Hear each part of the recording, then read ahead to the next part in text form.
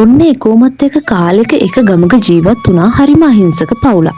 ඉතින් මේ පවුලේ හිටියේ බණ්ඩයි, බණ්ඩගේ දුව සිඟිති, බණ්ඩගේ අම්මයි. මේ සිඟිතිගේ අම්මා නම් මේ වෙනකොට ජීවතුන් අතර හිටියේ නෑ. මීට ටික කාලෙකට කලින් සිඟිතිගේ අම්මා දරුණු රෝගයක් නිසා මිය ගියා. ඔන්න එක දවසක් යාළුවෙක් එක්ක සෙල්ලම් කරන්න කියලා ගියපු සිඟිති හරිම කලබලයෙන් ගෙදර දුවගෙන එනවා. අනේ ආච්චම්මේ මං කියන දේ පොඩ්ඩක් අහන්නකෝ. මං දැක්කා තාත්තා කවුද නැන්ද කෙනෙක් එක්ක කතා කර කර මේ පැත්තට එනවා. මොනවද සිඟිති ඔයා මේ කියවන්නේ? ඔය ළමයට පිස්සු හැදීගෙන එනවද? ආච්චි අම්මම පොඩ්ඩක් බලන්නකෝ එහෙනම් මං කීවේ බොරුද කියලා.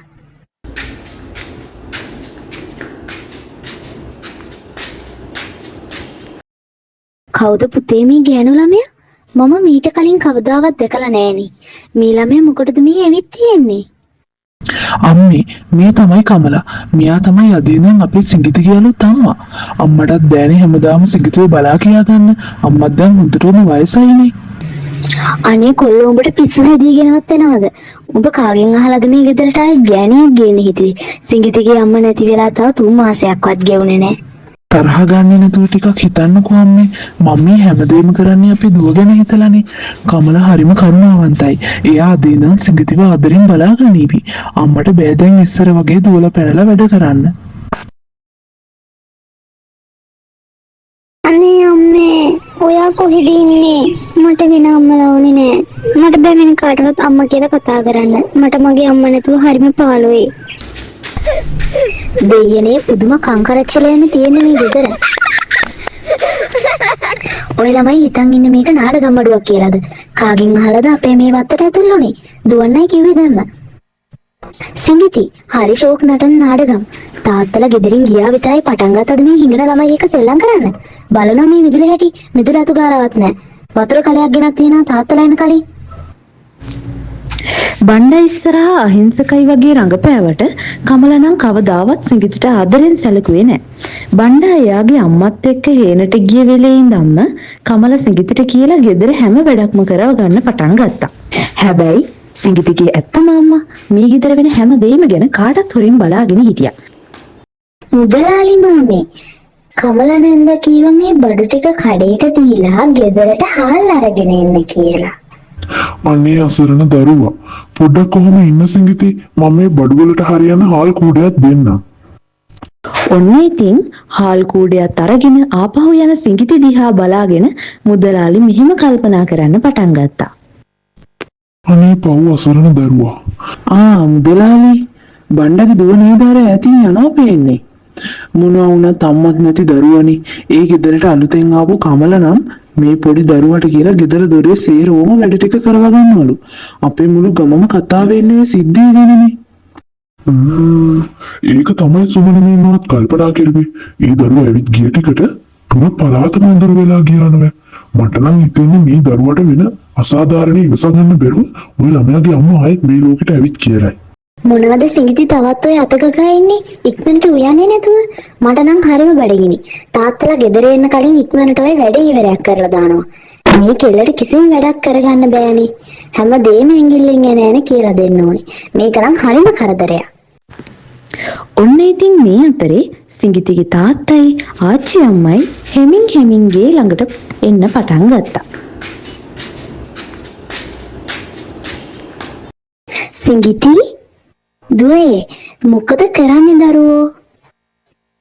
අම්මෝ හරිම මහන්සි අදනම්. තාත්තලයි මට බොන්න වතුර එකක් ගේන්න ඉක්මනට.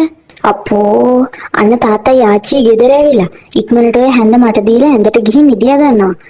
මේ මෝඩ කෙල්ලට කිසි වැඩක් කරගන්න බෑනේ.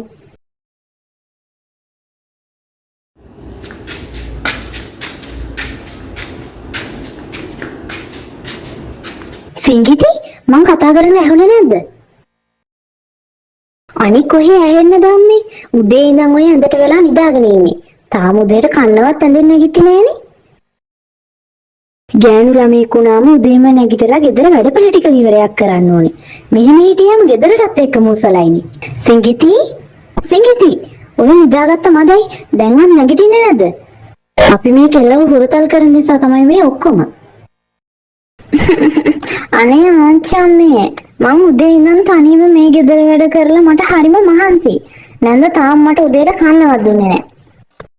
දෙයියනේ මේ කපටි කෙල්ල කියන බොරු කටවා ගන්නයි කියන බොරු කියන්නේ නැතුව. ඔන්න ඉතින් මේ ගෙදර වෙන කිසිම දෙයක් හොයන්නේ බලන්නේ නැතුව හැමෝම සිඟිතිට වැරදි කියන්න පටන් ගන්නවා. මේ හැමදේම බලාගෙන කපටි කමල හිතින් හුඟක් සතුටු වෙනවා. අනේ මගේ අහිංසක කෙල්ලට ඇයි මේ මිනිස්සු මෙච්චර නපුරුකම් කරන්නේ? මං කොහොමද දෙයියනේ මේවා බලාගෙන ඉන්නේ?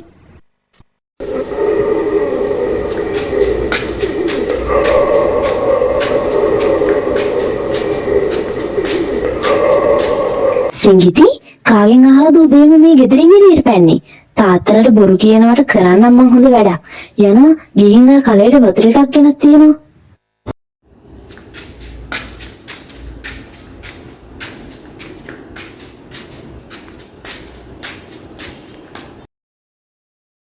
අනේ ඇයි දෙයියනේ මේ නපුරු ගෑණිට මගේ ළමයා ගැන කිසිම අනුකම්පාවක් නැත්තේ? මගේ දරුවට හරියට කෑම ටිකක්වත් දෙන්නේ නෑනේ. මං කරන්නම් කොහොඳ වැඩක්.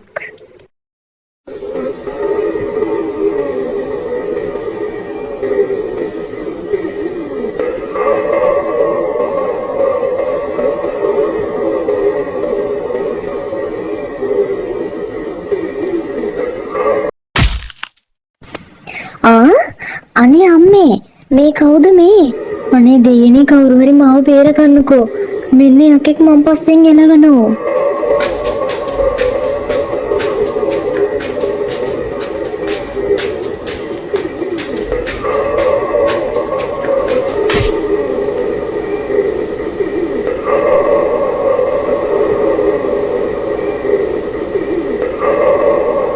තමන් ඇයි මගේ ළමයාට මෙච්චර කරදර කරන්නේ?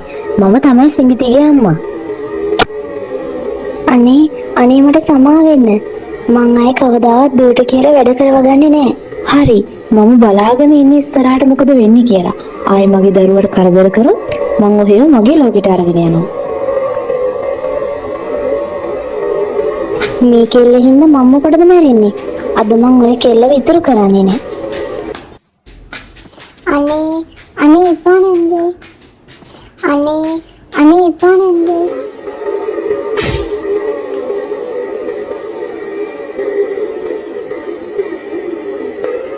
මෙහෙමද ඔහේලා මගේ ළමයා බලාගන්නේ? මම නැත්තම් මේ නපුරු ගෑණි මගේ දරුවටත් කරදරයක් කරනවා. අනේ මට සමා වෙන්න දුවේ. අනේ මට සමා වෙන්න දුවේ. ආයෙත් මෙහෙම දෙයක් වුණොත් මං ඔහේලාට හොඳ පාඩමක් උගන්වනවා.